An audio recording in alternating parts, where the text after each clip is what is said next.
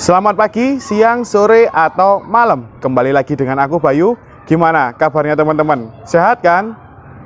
Mesti teman-teman berpikir, ini tempat apa sih? Kok terbuka banget? Biasanya aku reviewnya kan di kantor kan. Kali ini aku reviewnya di rooftop teman-teman. Rooftop Balai RW kampungku. Nah, kali ini aku akan mereview sebuah buku, yaitu bukunya ini, Teknologi Informasi dari Andy Offset. Buku pengantar teknologi informasi ini terbitan dari Andy Offset teman-teman. Nah, dikarang oleh Abdul Qadir nih.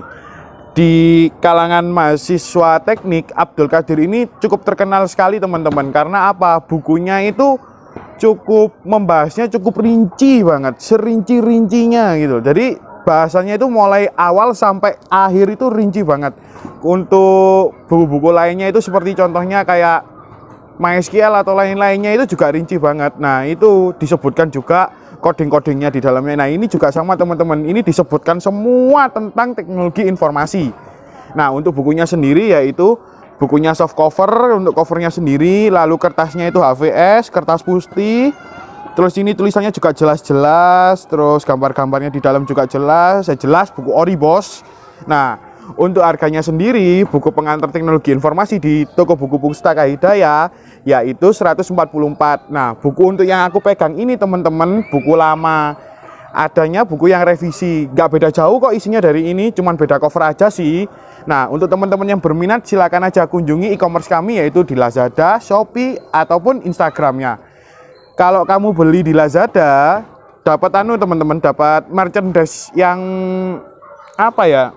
Spesial banget lah dari toko buku Pustaka Hidayah. Hehehe boy.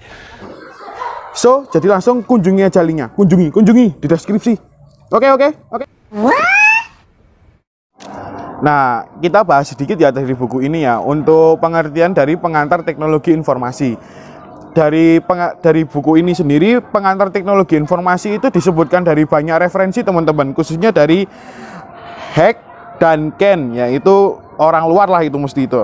Yaitu definisinya yaitu adalah teknologi informasi adalah seperangkat alat yang membantu Anda bekerja dengan informasi dan melakukan tugas-tugas yang berhubungan dengan pemrosesan informasi. Duh, kok sulit banget spellingnya.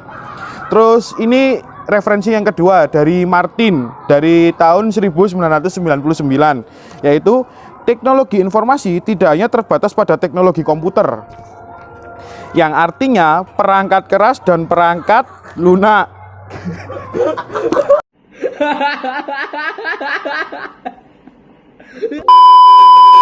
Pengantar teknologi informasi adalah gabungan antara teknologi komputer dan teknologi telekomunikasi. Gue jadi ngeri ya.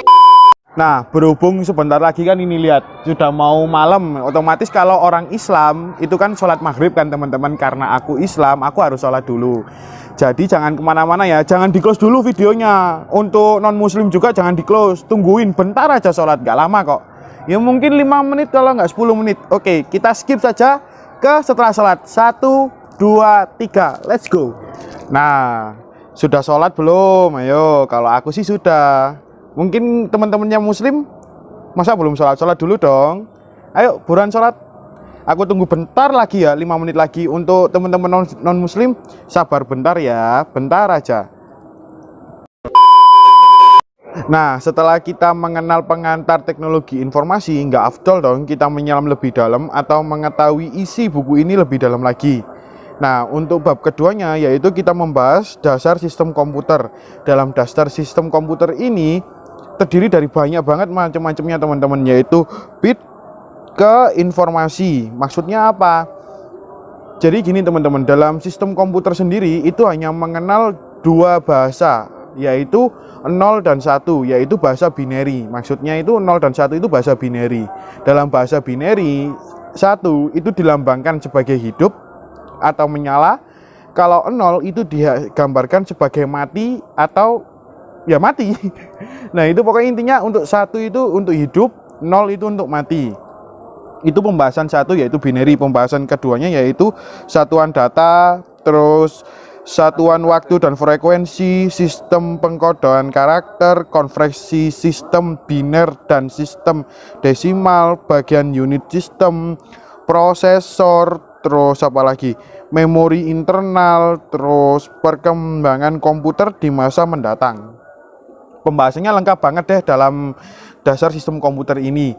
Nah, untuk bab ketiganya kita akan masuk langsung 3 macam nih teman-teman, yaitu antara bentar, kita lihat dulu. Untuk bab 3-nya yaitu membahas 3 macam, yaitu piranti masukan, piranti keluaran, piranti eksternal. Kita bahas sedikit aja ya dari tiga-tiganya. Nah, untuk piranti masukan sendiri yaitu dalam bahasa informatika itu bisa disebut dengan inputan atau sesuatu yang kita masukkan ke dalam komputer. Jadi zaman dahulu itu teman-teman ya, komputer ini menurut aku komputer itu hanya komputer, ya komputer.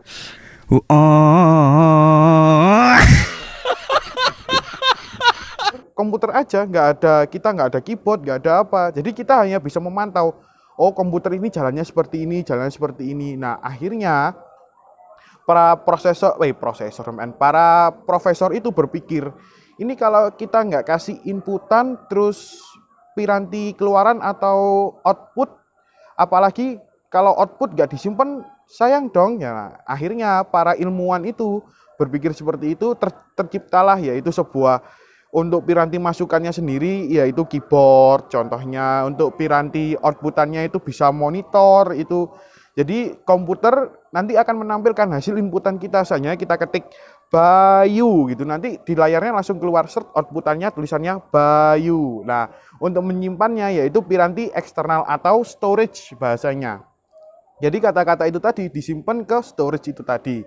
Itu dari bab 3-nya sendiri. Untuk selanjutannya yaitu perangkat lunak aplikasi. Nah, kita akan membahas sedikit tentang perangkat lunak aplikasi ya, seperti contohnya Microsoft. Nah, Microsoft kan itu kan banyak banget kan, ada Microsoft Word, ada Microsoft PowerPoint, ada Excel, pokoknya macamnya banyak deh. Nah, itu nanti kita akan belajar satu-satu, yaitu aplikasinya itu apa sih gitu loh. Aplikasi ini itu apa sih fungsinya. Nah, itu dari bab keempatnya. Setelah kita mengetahui aplikasi itu, kita akan menyelam lebih dalam lagi, memasuki ke perangkat lunak sistem. Nah, setelah kita mengenal aplikasinya atau fungsi dari aplikasi itu, kita akan lebih dalam lagi, yaitu mengetahui bagaimana sih cara membuat aplikasi itu sendiri. Nah, jadi kalian bisa tahu gitu, Microsoft Word itu buatnya seperti apa, terus Microsoft Excel itu seperti apa, PowerPoint nanti itu bikinnya seperti apa.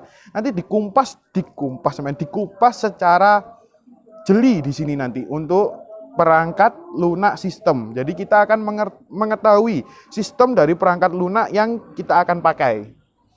Setelah dari itu kita masuk ke multimedia dan virtual reality. Nah, maksudnya multimedia yaitu adalah grafik. Dari dahulu grafik itu kan cuma 8 bit. Mungkin kalian tahu kan, anak-anak informatika, kalau nggak tahu 8 bit itu yang gambarnya kotak-kotak gitu teman-teman, tapi bentuk gambar. Tapi bentukannya gambar, walaupun itu kotak-kotak nanti warnanya beda-beda. Nah, setelah itu multimedia itu berkembang lagi, tidak hanya gambar, multimedia itu banyak banget. Seperti contohnya audio, terus video, terus apalagi visual, audio, video, terus sama gambar lah, itu multimedia.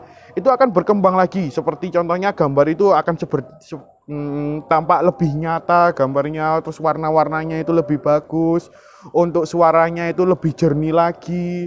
Terus dalam suara itu ada namanya 8 audio, jadi kalian bisa dengerin dari segala sisi. Audio nanti itu dalam 8 audio itu maksudnya dalam satu suara itu kalian bisa dengar, oh ini suaranya dari sebelah sini, oh suaranya dari sebelah sini, dari belakang saya suaranya.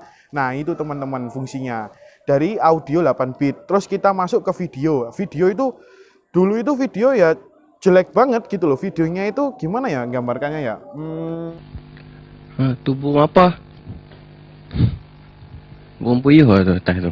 Kalau video itu kalau aku kurang tahu ya, tapi kalau menurut aku video itu dulunya itu ya jelek banget gitu loh, gambarnya burik lah istilahnya.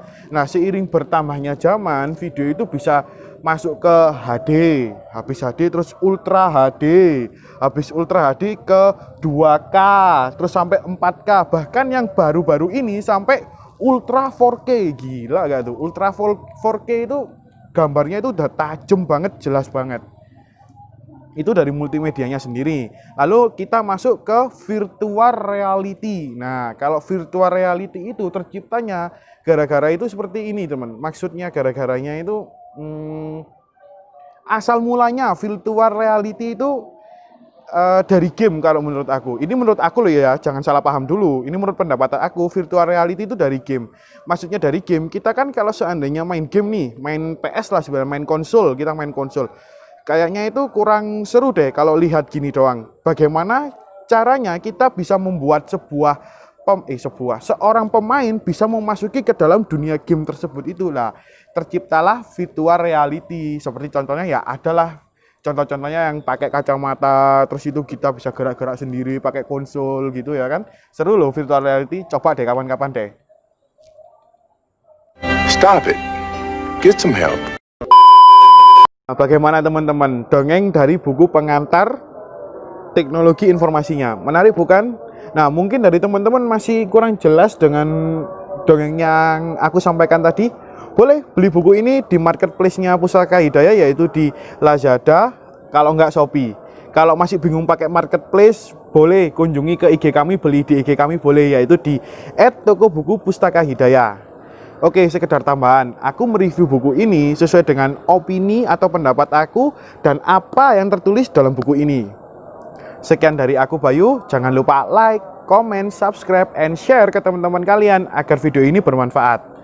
Tetap jaga kondisi walaupun dalam masa pandemi ini masih berlanjut-lanjut, terus positive thinking terus saja walaupun dalam masa pandemi, dan kita sudah memasuki bulan Agustus yaitu bulan hari jadinya Indonesia. Jadi tetap semangat ya. Salam literasi, semangat Indonesiaku.